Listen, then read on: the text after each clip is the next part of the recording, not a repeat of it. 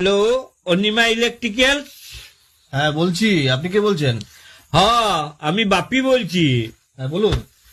বলি, মাস কতক আগে আমি একটা ফ্রিজ কিনেছিলাম, তো ওই ফ্রিজটা আমি ফেরত দিয়ে দিব ভাবছি। না, দুঃখিত স্যার, আমরা তো এইভাবে বিক্রিত জিনিসটা ফেরত নিতে পারি না। আপনার কি সমস্যা হচ্ছে বলুন? সমস্যা মানে? গজরটা কেনার পর থেকে সমস্যা আর সমস্যা। কেন, কি হয়েছে? তাইলে শুনুন, প্রথম থেকে আপনাকে বলি যেদিন ফ্রিজটা কিনে নিয়ে এলাম, হুম।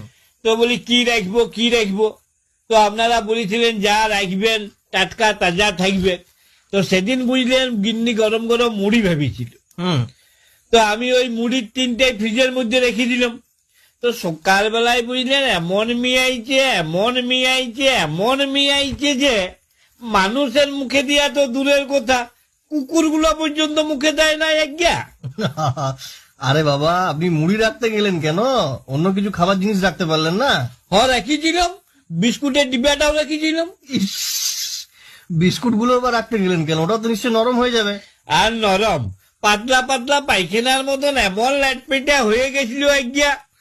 তবে ওটা কুকুরগুলো বেশ ফুর্তি করে চেটে পুটেই খাইছে। কেন, আপনি ভাত ডাল শাকসবজি কিছু রাখতে পারলেন না? আর ভাতের কথা বলবেন নাই, তো সেদিন খাওয়া দাওয়ার পরে ভাতটা বাড়ি গেছিল। তো গিন্নিকে বললাম, শুনো এক কাজ করো, ভাতটা জল ঢেলে ফ্রিজে রেখে দাও, দেখি ফ্রিজে আমার নিটা কেমন হয়। তো গিন্নিও কি করলে, ভাতে জল ঢেলে দেখছি শুদ্ধ ডিপ ফ্রিজে রেখে দিল। সকালবেলাতে দেখছি মশাই ভাতের আইসক্রিম হয়ে গেছে। মেয়া মরদে চুষে চুষে খেলাম। যাক, নতুন কিছু তো খেলেন। আর খাবার কথা বলেন না, এই ফ্রিজের জন্য পাড়ার লোকের হাতে কেলানি পর্যন্ত খেলাম। কেন, ফ্রিজের সাথে আবার কেলানির কি সম্পর্ক?